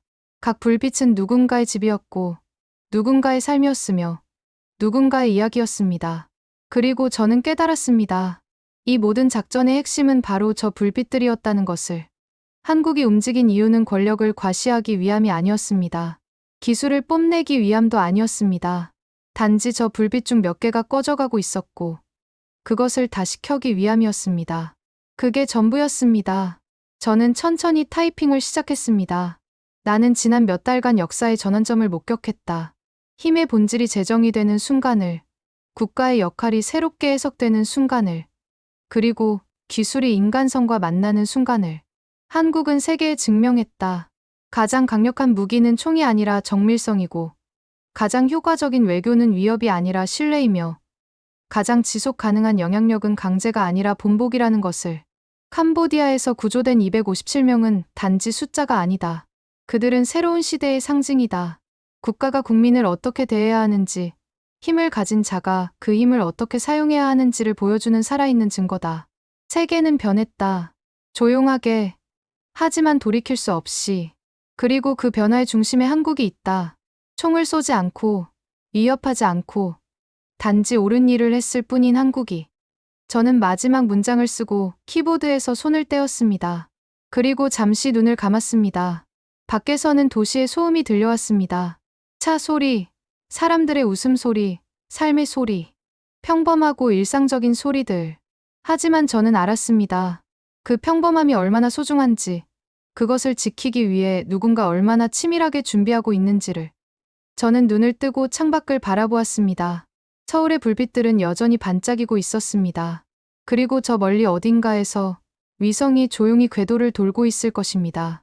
데이터를 수집하고, 패턴을 분석하고, 위협을 감지하면서, 보이지 않는 곳에서, 소리 없이, 하지만 끊임없이. 세상은 계속 돌아갑니다. 사람들은 여전히 출근하고, 사랑하고, 꿈을 꿉니다. 하지만 이제 그들은 알고 있습니다. 어둠 속에서 누군가 자신들을 지켜보고 있다는 것을. 위협하는 시선이 아니라 보호하는 시선으로. 그것이 바로 한국이 세계에 남긴 유산이었습니다.